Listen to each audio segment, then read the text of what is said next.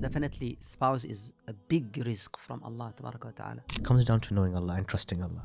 Every single night, just 10 minutes, wallahi, will change something in your heart. That this marriage is not just for pleasure. Ummah now need a pious family. Every journey begins with the first step. And the first step is to take a real look at yourself, see where you are, and repent to Allah. All of these things are not just problems you have with other people or with your finances or with your eyes or with your parents. It's a problem you have with your Lord. The first step to everything is to embrace tawbah, to repent, and to admit and to confess and to let the guilt, feel the guilt, and let the guilt spur you to have tears on the prayer mat. And when you have had tears on the prayer mat, ask Allah, oh Allah, I'm at the beginning of this journey. I am a waste man. I am a loser. Yeah, I can't handle 5 pounds, let alone 500. But oh Allah, you are the one who took Yusuf out of the well. You are the one who took Moses out of Madian and out of oppression. You are the one who saved Yunus from the belly of the whale. Save me, Allah. Show me the way. This is the first step. Absolutely. It's amazing. Absolutely. The first step is come back to Allah Tabaraka wa Ta'ala. Allah can solve every problem. Just for the high expectation, we always think that we have this lack relationship with our Lord.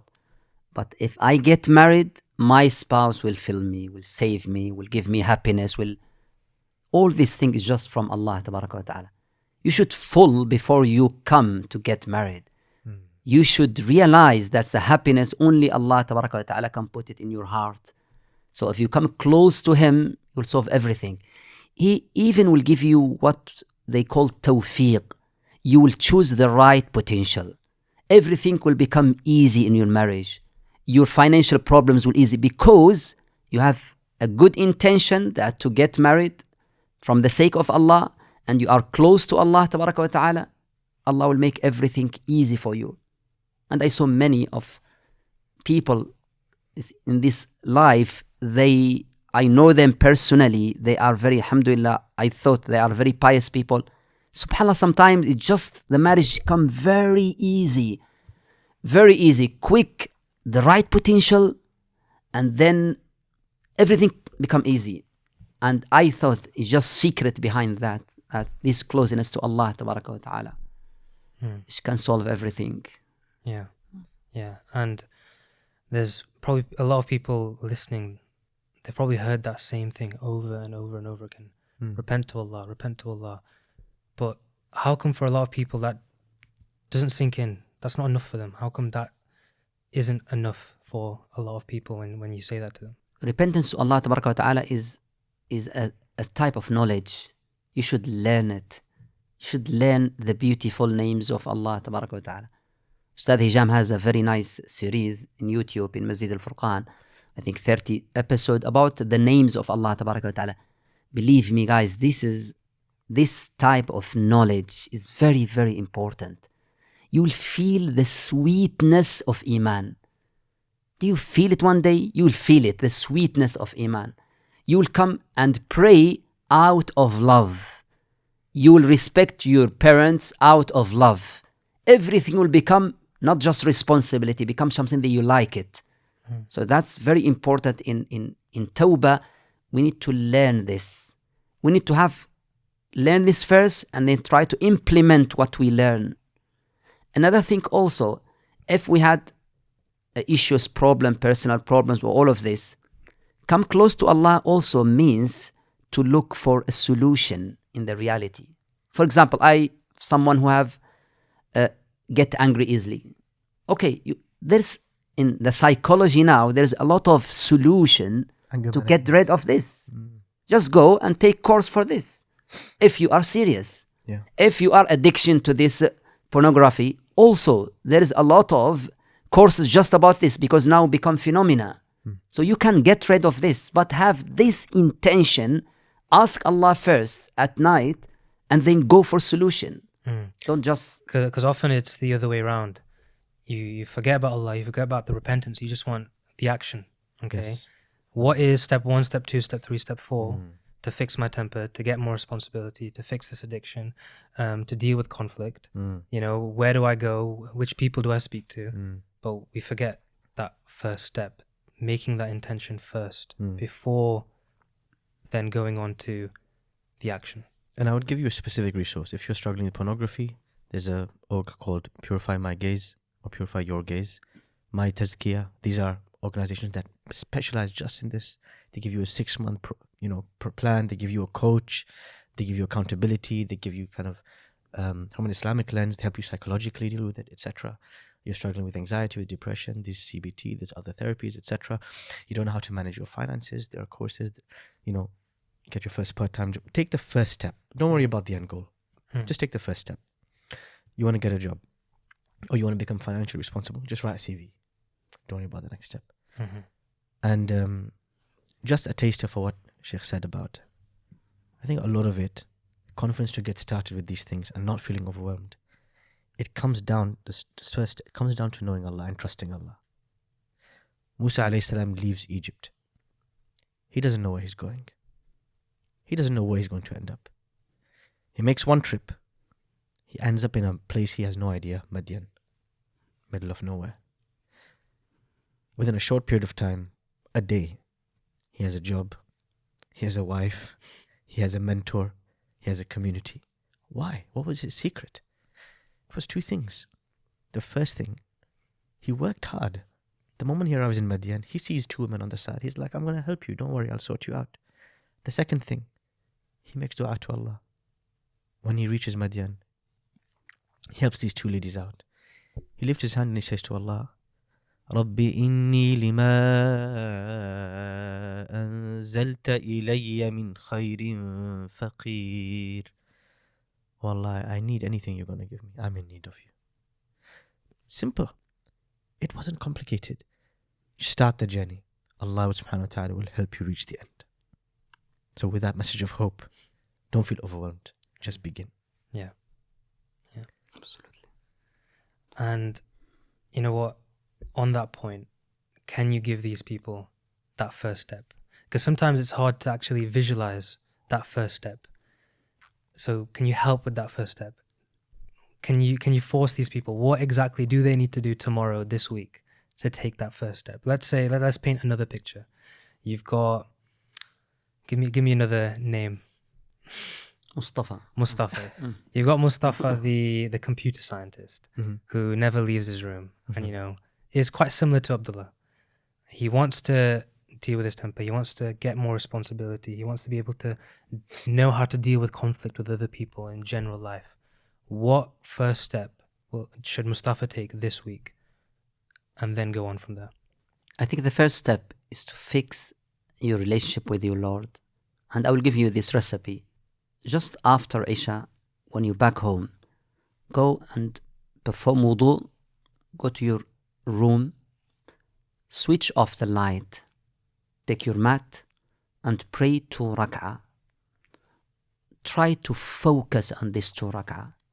After that, sit down and talk to your Lord. What we call munajat. Don't prepare anything. Don't read from a paper. Just say what's in your heart, in your own language, in English, in your local language, any language. Allah knows everything. For example, say, Oh Allah, how many times I need to repent to you sincerely, but I always break my promise. I ask you in this moment, whereas no one can see me except you, no one can hear me except you, to give me help to go in your path. Oh Allah, I have a lot of plans in my life. You control everything. You know everything. I'm in need. I need your help. Ask sincerely. Oh Allah, if tomorrow I'm in my grave, is my grave will be a part of Jannah or a part of hellfire? My good deeds is very little. But I ask you in this moment, whereas no one can see me, no one can hear me except you, to make it part of Jannah. Oh Allah, this type of talking to your Lord every single night, just 10 minutes, wallahi, will change something in your heart. Then if you do that every night, then this 5-time prayers on time will be something from your habit. You will never miss it, because you will feel this, you will taste the sweetness of talk to your Lord. That's one recipe which is out of many people, they experience this. Yeah. Jazakallah khair, Shaykh. That's first step 1. Yeah. Step 2, relationships with human beings. You may have siblings, you may have parents. Just start with them. Start with your parents. Where are the gaps? You know, do you have a good relationship with them? Do you have a challenging parent? Have you been able to deal with them well? Have you put a smile on their face? Buy your mama 1 rose. That's the easy first step. Just buy your mama 1 rose, not a bouquet of flowers, just 1 rose. You know, what does your father enjoy doing? He enjoys a cup of tea. Make him a nice cup of tea. Do one thing for your parents this week. Improve that relationship with human beings. And the third thing, finances. Make a plan. You know, make a CV. Apply for a job if you're a man, especially. A good CV. Yeah, a good CV, not any. Sometimes they reject you just because of very bad CV. Yeah. If I'm the boss, definitely I will reject it. So please improve it. Three initial steps, but the most important is the first. Whoever repairs their relationship with Allah, everything else will become easy for them. And whoever's relationship with Allah is sour, no amount of other steps will help you. Good. Have this foundation knowledge. Try to involve in any course which can you have a foundation of Iman, foundation of Islam, foundation of Ihsan, Tazkiyah. It's very important course. Yeah. You'll feel this responsibility, and I will teach this to my, I will teach this to my spouse, to my children, because if you have this knowledge of Deen, you know, even your standard will be different. You look for someone, you and him, they and her, you will build, you'll raise a pious children. You'll do something for this ummah.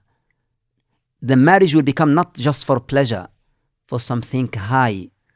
I want to do something for this ummah. I will raise a pious children, inshallah. They will do great thing for this ummah. Yeah. And just to plug, shameless plug, on 21 university campuses in the UK and 1 university campus in Canada, Roots Academy has been teaching the essentials, a structured weekly class covering Islam, Iman and Ihsan. Don't miss your Roots Academy weekly class and then come and ask me marriage questions afterwards. Sort yourself out. Learn about Iman. Then ask me about the prenup agreement and about all the technicalities of marriage.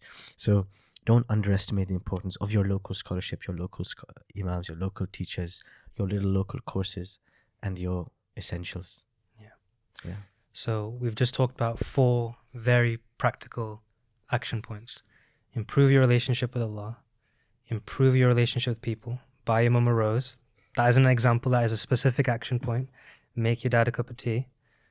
Third action point, make a CV. Again, not an example, an actual action point from Ustadh Hisham. And then number 4, do not miss Roots Academy classes. Again, very, very actionable. So something that they can actually, really practically take away. And I just want to end off this episode with something that's less practical and more of a concern that a lot of people might have, which is, fine, okay, I've done this. Okay, I've improved my relationship. Okay, I don't think I'm as angry as anymore. Those bad habits that I had, those bad things that I was watching, I'm not doing that anymore. I've done everything. Okay, I think I'm more responsible. I can deal with conflict. I've got my finances under control. But what if I still don't get someone? What if it still doesn't work out? What if I still get a divorce? Can it still not work out? What if there's just so many things out of my control? What if my partner, the spouse, brings along problems? How do I deal with that? There's so many things that you can't predict. How can someone still feel comfortable with that and move on to the next step, which is looking for marriage? The Prophet ﷺ said, "Iqilha, thumma tawakkal ala Allah." Tie your camel, take your first steps, and all the other uncertainties. What if my spouse is a serial killer? What if X, Y, Z? Your mind will go wild. But if you have those basics, you have those foundations, you fulfill the minimum requirements, you're working on it, then leave the rest to Allah. You can never control all the uncertainties. Allah controls the winds, the time, space, the ships, the sea, the comets, the constellations, the orbits. You don't control anything. Say, Ya Hayyu Ya Qayyum, O Allah, the living, the maintainer. برحمتك أستغيث, I seek help in your mercy. أصلح لي شأني كله, fix all of my affairs. ولا تكلني إلى نفسي طرفة عين, don't let me manage myself for even the blink of an eye. The Prophet ﷺ would say this every morning and evening. Let that ease your uncertainties, your worries, your anxieties. You're working hard, you're doing the steps, leave the rest to Allah. Look at also at the positive examples. Maybe Ustadh Hisham now mentioned his example, get married with the first year of university. Look at the positive example that some people, they can do it. So if someone can do it, I can do it. That's very important. With the help of Allah Tabaraka wa Ta'ala, everything will come easy. Just think positively. And try to, if you can read some of the seerah of the Prophet ﷺ, especially regard to the marriage and how he sallallahu alayhi wasallam deal with marriage, how he deal with conflict, how he deal with his wives. That will give you a sense of responsibility, a sense of just have hope always. It doesn't matter if you don't have to get married from the first year in college, at university, but at least when you prepare yourself in these 3 years, after graduation, immediately, inshallah, you will get married, bi'idhnillah. And very final question, very final point, which is, what does it mean when we say marriage, a spouse, is a rizq from Allah? And how can that give someone some comfort from that uncertainty? Definitely, spouse is a big rizq from Allah Tabaraka wa Ta'ala. Because Allah said that if you found your spouse, Allah will give you sakina, will give you love, will give you compassion, will give you mercy, everything. Prophet ﷺ, when he talked about the best rizq in this dunya, he said that a pious woman, that's the best rizq. Why the best rizq? Because just for those who still single, if you marry someone and you have this compatibility with him or her, you live another life. You'll feel peace, really. You'll go out and to your job or your work, and you feel something that everything is in its place. With him, you'll do a lot of things for the sake of Allah Tabaraka wa Ta'ala. When you come to your house and find that children, you'll feel something you'll never taste in PlayStation, you'll never taste in this haram stuff, all of these things. But this is big rizq from Allah Tabaraka wa Ta'ala. And what I want you to do is intention that this marriage is not just for pleasure. Pleasure definitely is essential, but something high. Ummah now need a pious family. Ummah now need to raise a pious children. They have this ultimate goal to have a victory of this ummah. If we just think this type of thinking, Allah will help us and everything will be easy, inshallah ta'ala. And Ustadh Hisham, any final words from you? Just do what Shaykh Mostafa said. just listen to my Shaykh. That's the end of the story. I think it's the most hyped thing to talk about for Muslims at university. To talk about, to think about. But I think here we've outlined some practical steps, and I think just get started and you will reach the end before you realize it.